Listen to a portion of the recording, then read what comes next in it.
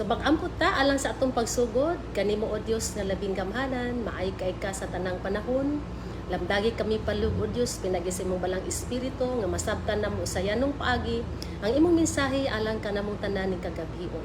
Salamat kay sa imong grasya. We praise you and we bless your name, our Father. In Jesus' name, Amen. So ang atong topic karon is the victorious Christian life. Ang madaugon nga kinabuhing Kristohanon. So unsa may possibility nga kita magbadaogon jud sa atong kinabuhing Kristohano, no? Nganong madaogon man because we are in constant battle with the enemy, spiritual warfare. Sadang atong gidawat si Lord Jesus Christ as Lord and Savior, misulod kita usa ka spirituhano pakig-away, no? Nga ang atong tawhanon ug ang espirituhanon. So magbangga na siya, but then the promise of God is do not take kinabuhi nga madaogon diha ni Lord Jesus Christ because we are fighting in victory kay nagbadaogon naman si Lord Jesus Christ. Ang ato lang atong i-keep i-enforce ang atong victory. Ang Biblia nagtudlo nato aning gitawag nga glorious victory over sin for every believer. Makita nato na in 1 John 5:4. For whatsoever is born of God overcometh the world. And this is the victory that overcometh the world, even our faith. So si John nag-istorya ani mga kaigsuonan mahitungod sa atong kadaugan dito sa kalangitan. But kining victory diri sa kalibutan mo ang atong daily victory. So matag adlaw gyud makigbangga gyud ta sa buhat sa kaaway. So kinahanglan mo barug gyud ta diha sa pagkamadaugon igsuon. So if this verse is not true sa kinabuhi sa magtotoo, then there is something wrong. Okay? So kini si Satanas will do his utmost, maningkamot ko na siya, to keep this knowledge from a Christian. Nga ang Kristo nun, dili makaibalo nga siya ay nagmadaogon. Tungod kay kaning devil, does not mind a religious person or a powerless Christian, but you know, unsay iyang gikahadukan, he surely fears, nahadlok siya, the power of a triumphant life. Usa man ang triumphant life, maskin pag daghan kay tag pagsulay, maskin pag naa ng mga buhat sa kaaway nga lisod-lisoron ta mga kaigsunan, pagulon ta, samukon ta, ba't kita mo barug ta? Padayon taon sa gipahimo ni Lord sa atua, magmadaugon kita kay kanang kaaway ug ato nang paminawon, adi ta, madiscourage ta, maguol ta, muundang ta, pero dili mga kaigsunan. Muna ang yawa, mahadlok siya ug ang usa ka Kristohanon makabaluana. Di siya ganan kung ang Kristohanon mulahutay sa iyang pagpangalagad sa Ginoo. Okay? So, I know matag-usa nato, if you have Jesus in your heart, naagid tay mga experience nga doon naagid tay mga warfare nga giatubang, mga challenges nga giatubang. But you know, naay mga saad ang Dios sa kinabuhing nagmadaogon, promises of the victorious life. Una, diri sa John 7:37 to 38, ingon diri. This is Jesus speaking, ha, ingon siya. Jesus stood and cried, out of his inmost being shall flow rivers of living water. This is Jesus' own promise to you, a believer. So nganong na may living water? So naday panahon sa atong kinabuhi nga mubati tag kamala igsuon. Mubati tag kalaay, mubati ta og kanang watay gana. So ingon diri ang saad sa Ginoo, out of his inmost being shall flow rivers of living water.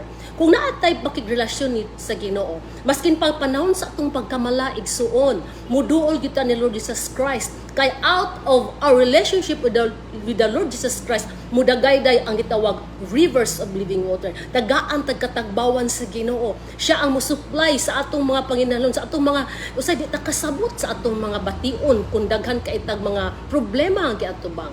So in John 10:10, naadiri ang word nga nag-ingon. This is again Lord Jesus Christ. I come that they might have life and have it more abundantly. So ang saad sa Ginoo ni Lord Jesus, niabot siya sa imong kinabuhi igsoon, aron ka makasinati og kinabuhi nga abundant. Madagayaon. What do you mean by madagayaon? Kanang kuan ba kanang naang baskin pag naa kay problema, pero naa kay kadasig, no? Naa kay nay hope. Nagkay paglaom nga doon naging maayo nga padulngan ang mao nga para anang panon negatibo nga circumstansya. Because with God, nothing is impossible. Na sa isa lang kaiglap, pwede utruhon sa Ginoo ang imong circumstance. Ang katuyuan lang sa Lord nato mga kaigsunan, mula hutay ta, mupadayon ta, barugan nato atong kadaugan ni Kristo. So si Lord Jesus Christ, dili siya gusto nga kita, doon na lagi tawag nga just a little bit of life and victory. But ang gusto sa Ginoo, abundantly. Abundant. So meaning, dagkano ka ng sa atong matag adlaw naman tay lalahing mga challenges challenge tas money, financial, usay sa atong emotions, then relationships, usay magdungan ni sila mga kaigsuunan. Munang kung magdungan man, the more we need the grace of God to abundantly fill us ba nga makapabarug gyud ta sa mao nga mga circumstansya. In Romans 6:14 ingon diri, for sin shall not have dominion over you. For sin shall not have dominion over you. So, ingon si Paul, nga kining sala gyud dili ni dapat maghari sa atong kinabuhi, mao siya magpamuhat. So panahon sa imong pagsulay igsuon, dili ka bubuton sa Ginoong makasala ka. Because Jesus already died for us and He conquered death. Katong sala pinaagi sa iyang pagkamatay o pagkabanhaw dito sa cross. Unang katong sala, wala na to'y power diri sa tuwa because Jesus made you free. Munang sa atong pagsulay, tagaan yung tag-way out sa Lord na ay saad na in 1 Corinthians 10:13 nga victory over every temptation for every believer.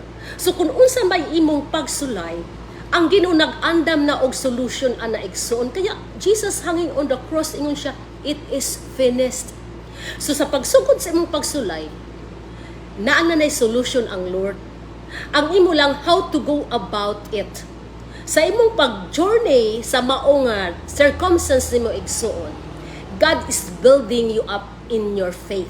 Ipalig-on ka. Mo na nga barug igsuon. Persevere.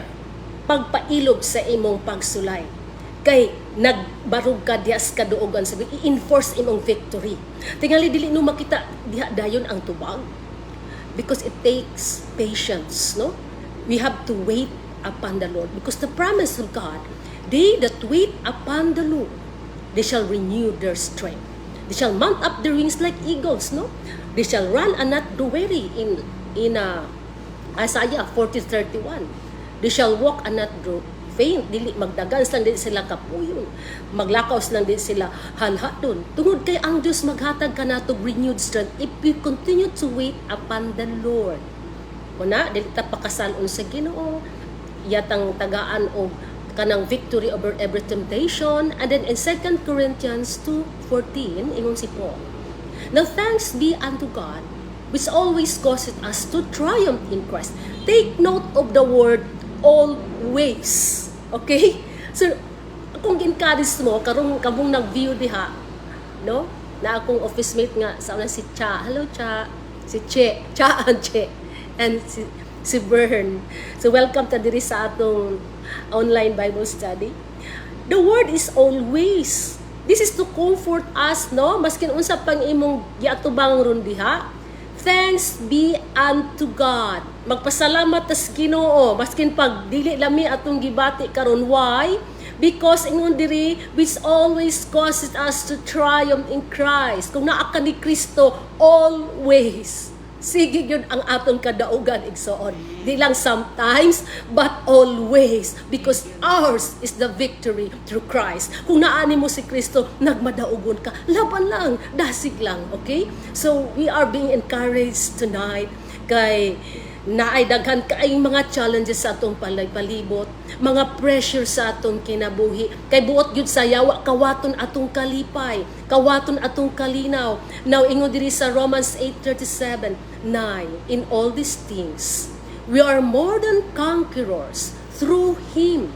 Not just victory, but abundant, superabounding victory over our enemies.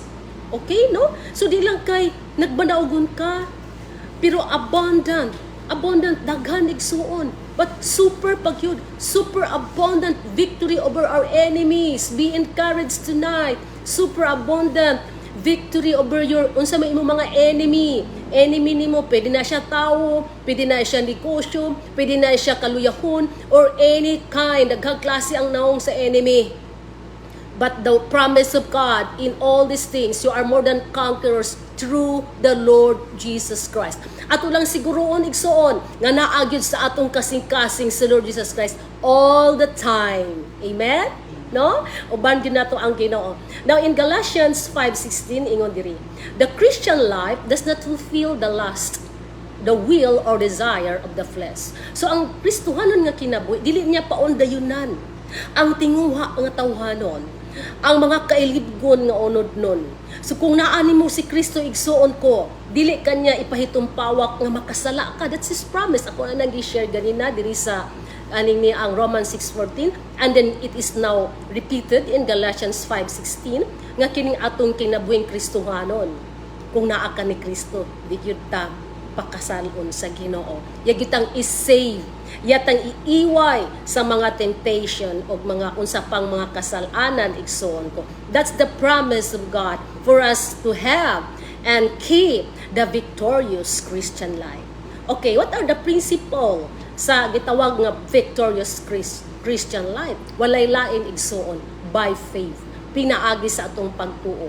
Ang principle is that the victorious life is a gift received from God by faith. So ang kadaugan day igsuon ko, gikan sa Ginoo, madawat nato pinagi sa tong pagtuo. Kung ingon kag pagtuo, wala pa nimo nakita unsa gid mahitabo nga tubag, no? But imong gibarugan nga dunay maayong manghitabo ani, nga tubagon jud ko sa Ginoo. So you are already victorious when you have that mindset. Munang ingon si Paul in Romans 12 to be transformed by the renewing of your mind, that you may know what is the perfect will of God, no? Munang atong ipabago ang atong mga panghunahon na pinaagi sa mga saad sa Ginoo. No, dili kay manahimo na ko tong sala kay kapit sa patalim ko. Dili kapit sa patalim kay masamad ta. Kapyo ta sa pulong sa Dios, the word of God, which is the sword of our spirit. Sa spiritual warfare mo tay gamiton to combat the forces of the enemy. Gamiton na to ang sword, the word of God. So i-claim na to ang word. So our salvation kini atong kaluwasan gasa sa Ginoo, dili ba? So kita we did not deserve it. Wala po na to earn, no? And also kini nga victory gift pud ni sa Ginoo sa ato. Alam kay ta sa Lord eh. Okay? He died for us. So para sa ato ang victory, we cannot attain it on our own strength. Dili nato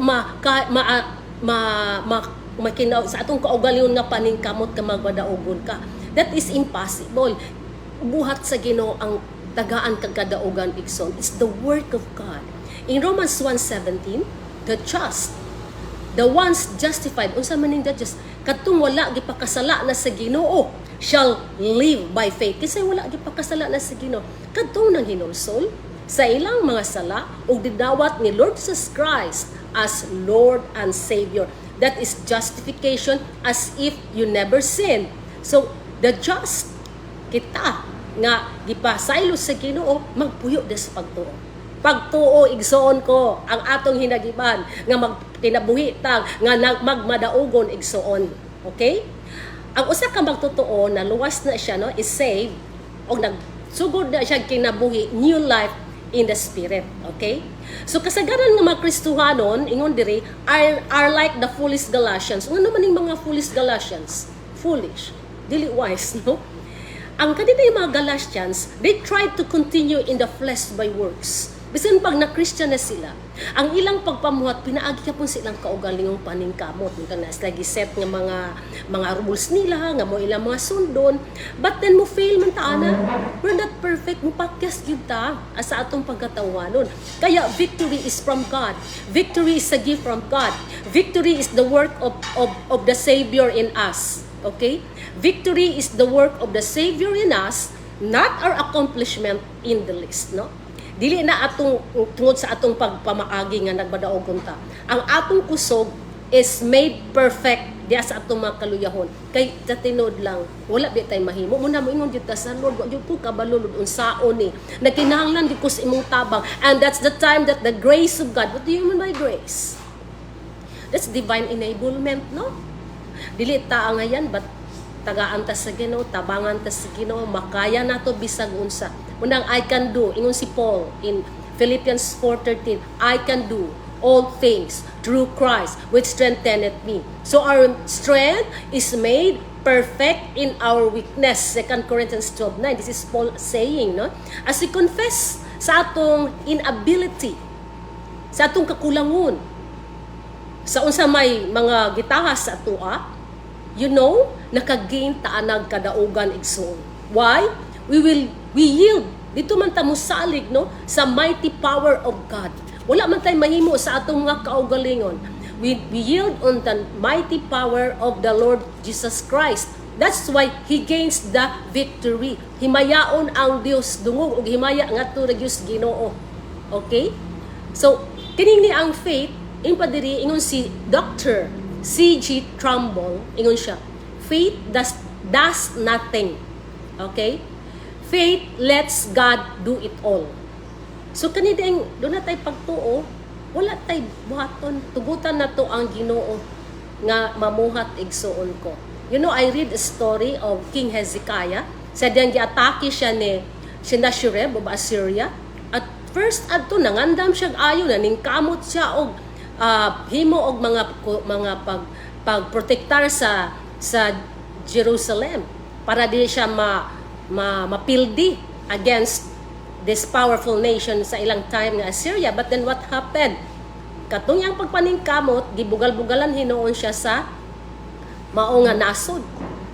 Hangtod nga nibati siya kahadlok, and then ang bottom line ato igsuon ko, namuhat ang Ginoo sa dihang si King Hezekiah humbled himself before God, accepted his failures, accepted his errors, yung mga mistake nang hinulsol siya sa tubangan sa Ginoo. He confessed before God, and after that he prayed, he claimed nga naa siya Ginoo, the powerful God of Israel. And then what happened? Wala siya laing gihimo, and God gave him victory. Namatay ang mga kalaban nila igsoon ko. Wala sila gihimo. So that is faith. After you pray, after you claim the promises of God, then wait upon the Lord. And the Lord will do something in behalf of you. So one qualification that you must have for the victorious life is that broken nature, uttermost weakness. Surely we can qualify. Kana bitong wala ditay atuwa. Wala na ko'y mahimo, Lord. Ikaw na lang yung tanan, Ginoo. The secret of victory is in the indwelling presence of Christ in your life. Victory is in trusting, not trying. So, muna atong mga mensahe ng kagabion, mga kaigsuunan, no? Nga, kini di ang kadaugan, pagsalig sa Ginoo. Muna naindot kanya verse sa Proverbs 3, 5, and 6. Trust in the Lord with all your heart, and lean not on your own understanding. In all your ways, acknowledge Him, and He will make your path straight. He will make your path smooth. No? Hanayon sa Ginoo ang imong padulngan. Sa to itong buhaton, wala. Just wait upon the Lord. After you pray, you confess whatever weakness you have, then wait upon the Lord. Claim the promises of God. I believe nga ang sekreto sa gitawag nga victorious life is our identification with Christ. Kung nakabaluta, kinsa ta atubangan sa Ginoo. Okay? Because in the cross of Christ, there are two important truths na gitudlo dito. Substitution and identification. Okay? Ang usa ka makasasala, we are being taught about substitution. No? Look and live. To the saint, it is look and die. Okay? So, nagtanaw na to si Jesus, nagpakamatay siya, doon kita samtang nagtanaw kita, mabuhi ta, igsuon ko. Magtanaw ta ni Kristo. So, ang atong identification with Christ's death, we died with Christ. We are planted together with Christ in the likeness of His death. Ang atong karaang pagkatao is crucified with Him. Munang I am crucified with Christ, I no longer live as I myself, Galatians 2:20, but the life I now live, I live by faith in the Son of God, who loves me and gives Himself for me. That is Galatians 2:20. Igsoon ko sa tinuod lang. We are crucified with Christ. Munang ang tao sa atong daang pagkatao patay na uban ni Kristo. Munang dili na gyud unta ta mo bati, munang i-work out ta para makpuyo ta sa gitawag na resurrected life, the life of victory uban the Lord Jesus Christ. So, kining kamatayon igsoon ko nagpahigawa sa tao once and forever from the power and dominion of sin. Munang that's the victory. Ako nang gibasa ganyan in Romans chapter 6 verse 7.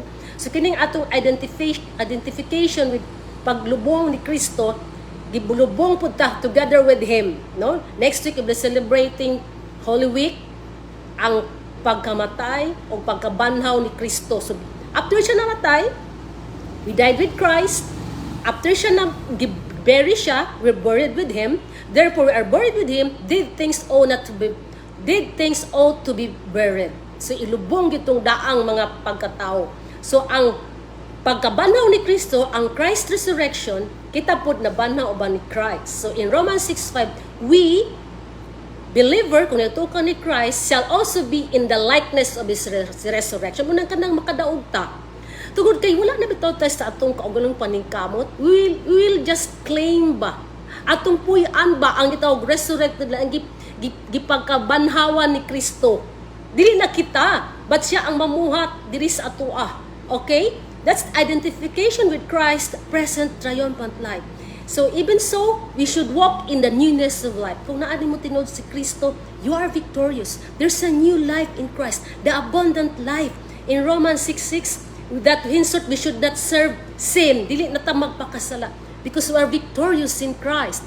Romans 6:8, we believe that we shall also live with Him. Mabuhi ta uban ni Kristo. Romans 6:10, in that He liveth unto God. By life, live only for Him. So, igsoon ko, we are encouraged tonight. Nga kini atong kinabuhi, puy-an nato para ni Kristo. Amen ba? Okay? So, the secret is that the indwelling Christ lives in the heart and life of each believer. So, if you are a believer, naani mo si Christ, the indwelling, no, the victorious life is in you for the purpose of becoming Lord and Master of that life. So, kung naani mo ang indwelling presence of Christ, the purpose of that is mahimong si Christ ang Lord, magbuot, Master, tag-iya anang kinabuhi. Munang dili ta mo struggle, you have to trust, to surrender to His Lordship. And this is the final verse na akong i-share tonight, Colossians 1:27, Christ in you, the hope of glory. Naani mo si Kristo na ay paglaom igsoon ko. Ingon diri, I am dead and the living Christ lives and rules in my yielded body, surrendered life, and we gain constant, sige nga victory, triumphant victory for us. So pagkanindot kaayo sa Ginoo igsoon, nga atong gidawat nga atong Dios og manluluwas. So ning kagabiyon I hope you are encouraged, no? Nga kung naani mo si Kristo, nagmadaogon ka igsoon. Okay? So thank you for joining us tonight, no? I pray, Lord, nga sa matag karon naa nag paminaw ni ini nga Bible study nga broadcast. I pray that the Holy Spirit, the indwelling presence of the Holy Spirit, padayon, Lord, mag-encourage sa matag usa, maghatag Ginoo og kalinaw, kalipay, Lord, og pagtuo Diyos, nga padayon kami magabarug dihas kadaugan because we are fighting the enemy in victory, naa sa victorious crown. Kay ikaw, Lord Jesus Christ, ganiya ka na mo, nagbadaogo na on the cross. So Father, thank you for sending your beloved Son, Jesus Christ, to save us and to give us the victory. Thank you, Lord Jesus Christ, for the power of the Holy Spirit, nga padayon nag-guide ka namo every day, giving us the victory. Praise the Lord. We love you, Father. In Jesus' mighty name. Amen. May gabi na tong tanan. Thank you for watching. God bless us all. The Lord bless you and keep you. The Lord make His face to shine upon you and be gracious unto you. The Lord lift His countenance upon you and give us all His shalom, peace. And all of us will say, Amen.